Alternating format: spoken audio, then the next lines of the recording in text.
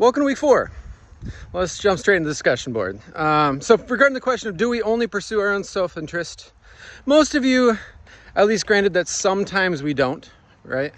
All it would take is the type of counterexample where you do something genuinely because you're trying to do what's best for someone else, right? Even if you like that someone else, if you're doing it for someone else, then it's not for yourself, right?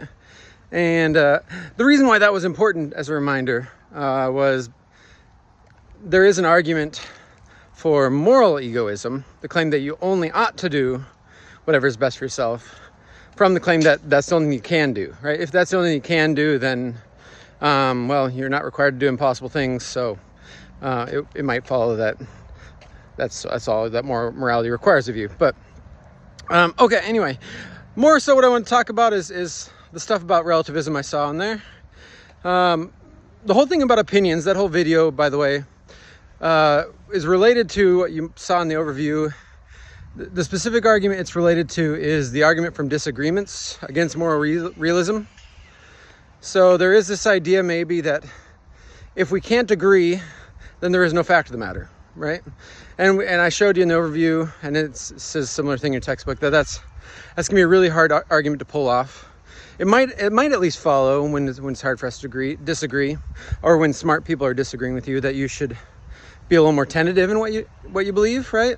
You should maybe wonder why people are disagreeing, and hold back a little bit in your levels of confidence. But that's not the same thing as saying there is no fact of the matter, right? So that's a lot of, as I was saying, that's kind of the point of the facts and opinions video, because really the distinction as it's explained in facts versus opinions is that unless something is so verifiable in the kind of an empirical kind of way that we couldn't possibly disagree, then it's not a fact.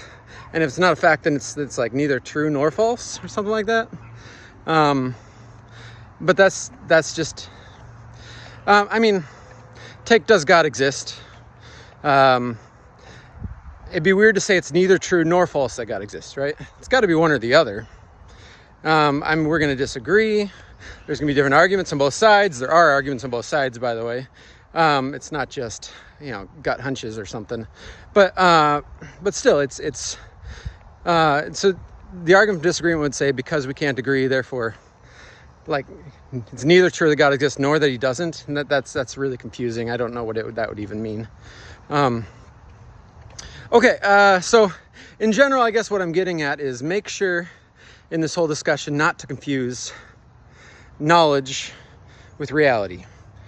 How much we can know and what's true are two different conversations. It could be the case that we don't know anything. It's not like reality ceases to exist at that point, right? So reality is what it is. How much we can know is what it is. And those are just different kinds of conversations, and don't confuse those two. But yeah, as far as relativism, so the exact example I gave on the discussion board was if another culture approves of murder, is murder okay for them? And it was kind of surprising to me.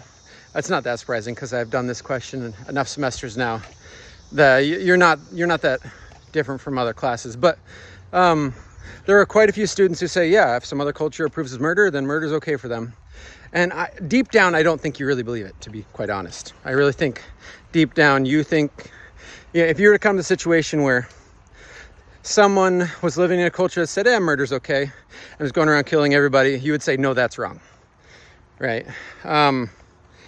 But I could be wrong. Maybe your moral intuitions are quite a bit different than mine. But that's what that's trying to get at. That's the root problem for relativism. And you're going to have to complicate the theory, basically, to try to avoid that type of problem. Okay, that's it for this week. For this walking video, Let's get ready for week 4. And we're still working on the foundational stuff, so let's keep going.